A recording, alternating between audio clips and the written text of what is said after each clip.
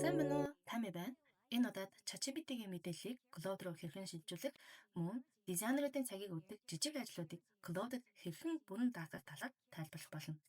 Мөн Claude-ийг зүгээр нэг хэрэгсэл биш, таны өмнөөс 24 цаг ажилдаг хүчирхэг баг болгон хувиргах аргыг алхам алхмаар зааж өгөх болно. Програмчлал мэдэхгүй байсан ч уйдгартай давтагддаг ажлуудаас чөлөөлөгдөж, гүйцэтгэгч биш зохион бүтээгч болцгоо. Бэлтгэх хэсэс 1. Mac болон Windows-ийн компьютер. 2. Cloud Pro. Сар бүр $20 төлж 24 цаг ажиллах ажилчнтай болох нь маш ашигтай хөрөнгө оруулалт. 3. Google Chrome. AI-гаар веб хөтжийг удирдуулахад зайлшгүй шаардлагатай. Cloud-ийн дэлгэцийг нээсэн бол бүгдээрээ ChatGPT-гээ шилжүүлэн суулгая. Магадгүй зарим хүмүүс би ChatGPT олон зүйл ярьсан болохоор тэр л миний сонирхлыг мэднэ. Тиймээс шилжүүлж чадахгүй гэж бодож байж магадгүй. Гэхдээ санаа зовлтгий. ChatGPT дээрх бүх санахыг Claude руу хоромхон зурд шилжүүлж болдог. Claude руу ChatGPT-гээ нүүлгцгээе. Claude-ийн тохиргоо хэсэг рүү ороод хувийн өрөөгөө сонгоно. Хувийн өрөөндөө ороод Manage хэсгийг дарна. Start Import товчийг дарснаар тэндээс гарч ирэх зааврыг хуулж аваад ChatGPT оруулна. Тэгснээр ChatGPT таны өмнөх яриа, хувийн мэдээлэл, ажлын хэм маягийг чагсаалт болгон гаргаж өгөх бөгөөд гаргаж ирсэн чагсаалтыг Claude руу хуулж оруулна.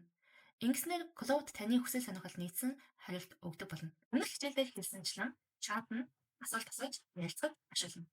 Cowork нь таны компьютерт байгаа файлуудыг удирдахад ашиглах бөгөөд заавал компьютердөө суулгасан байх шаардлагатай.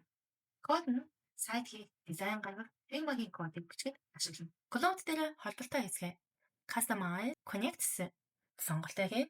Энд таны хэрэглэх Google Calendar, Google Drive, Canva холболтуудыг холбосон байх ёстой.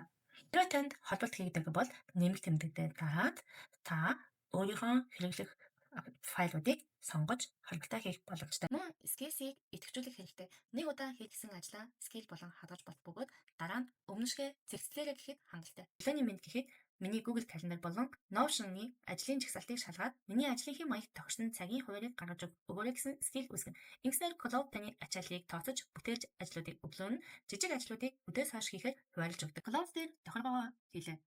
Одоо Canva дээр хэрхэн загвар дизайн гаргаж чаддгийг харцгаая. Даалгавар нь Canva дээр барилгын харилцагчдад санал болгох зорилттой стил гарын авралын загвар хийж өгнө. Энэ даалгаврыг хэрхэн хийхийг харцгаая. Хэдэн зуун цаг сууч байж хийдэг байсан ажлуудаа та оновчтойгоор хэлж заавар өгснөөр ганцаараа байсан ч 5 хүнтэй багийг удирдах байгаа мэт олон төслийг зэрэг гүйцэтгэх боломжтой болсон. Техникийн ур чадвараас илүү юуг яагаад хийх вэ гэдгийг оновчтой илэрхийлэх хэр ягны чадвар нь хамгийн чухал юм. Claude ажиллаа хийж байгаа хэвцээ танаас нэмэлт тодруулах асуултуудыг асуух ба та өөрийнхөө ажил тохирох сонголтуудыг хийж ажлыг үргэлжлүүлэх боломжтой. Ногоон шар цэнхэр өнгийн хослолтой гэж сонгосон учраас зураг маань ногоон шар цэнхэр өнгийн имижлэгийг бүрдсэн байна. AI-гийн хийсэн дизайн шууд 100% төгс болохгүйч юунаас эхлэх вэ гэдгийг сүрийг маш хурдан бэлтгэж өгдөгөөрөө давуу талтай.